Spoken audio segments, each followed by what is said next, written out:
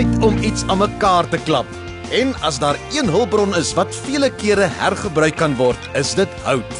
Skuur af, behandel of verf en jy kan dit natuurlik ook net so in sy natuurlike vorm gebruik. Kyk, hierdie hout mag van die oog af nie so fancy lyk nie, maar glo my, met hulle kan wonders gedoen word. Of hoe sê ek, Eugene? Dit is 100% reg, Irshad. Dit is meubels wat van afvalhout gemaak word. Meubels wat van afvalhout gemaak word, is baie populêr vandag. Dit is goedkoop, herwinbaar en baie goed vir die natuur. Waarna kyk mens as mens wil vasstel of hierdie hout geskik is om hergebruik te word of nie? Dit is belangrik om die spykers uit te haal, want as 'n mens sny, kan jy in die oog ingaan, dit kan spring. Mens moet ook kyk na kewer, want die kewers kan van die ene stukkie meubel na die ander meubel se oorspring en daai hout ook vreet. En ook as jou hout baie vrot is, moet 'n mens dit nie verbruik nie. Of 'n mens moet die vrotgedeelte afsny en dan kan die hout weer verbruik word.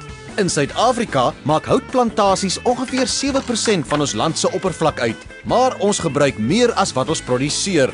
'n Goeie rede vir die hergebruik van hout.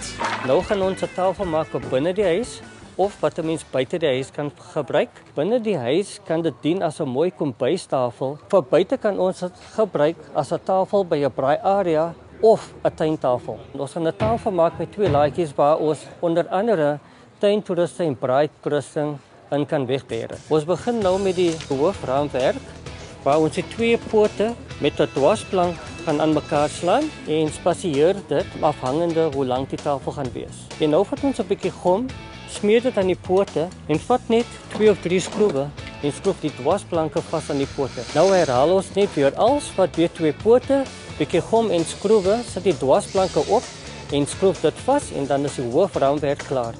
Nou vir die basis van die tafel. Ons stel die pote op. Nou vat ons die dwarsplanke wat ek reeds op mate gesny het, skroef dit een vir een vas tot die hele basis gedek is.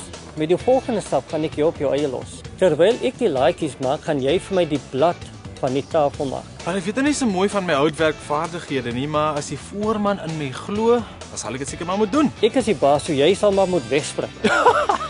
Die blad geskied gelukkig op presies dieselfde manier as die basis wat Eugene nou net vasgekap het. Dus behoort Irshad nie te sukkel nie.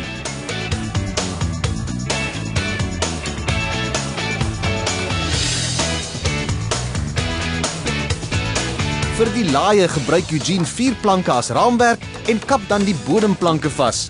Ook hier word niks nuuts gebruik nie, want selfs die handvatsels van die laadjies is 'n ou houtblokkie wat vasgeskroef word. Onthou, die gedagte is juis dat die tafel nie te afgerond moet lyk nie. Wel gedaan, Irshad. Nou sit ons die laadjies in en dan laaste gaan ons die rande skuur net om 'n bietjie karakter aan die tafel te gee en dan is die tafel klaar. Jy kan ook speel met kleur.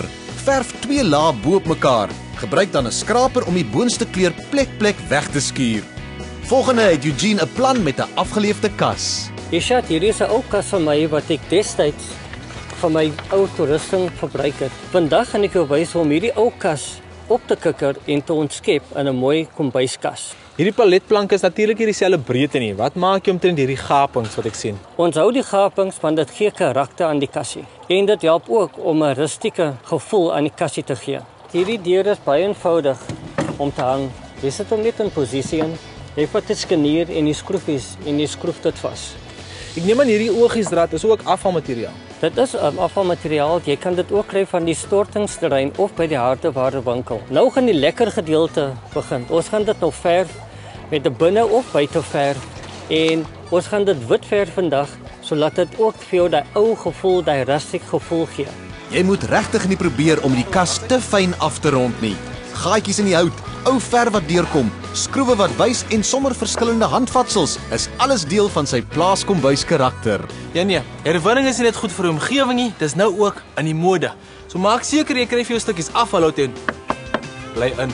Die sleutelwoorde is herwin en hergebruik. Moeder Aarde sal jou ewig dankbaar wees.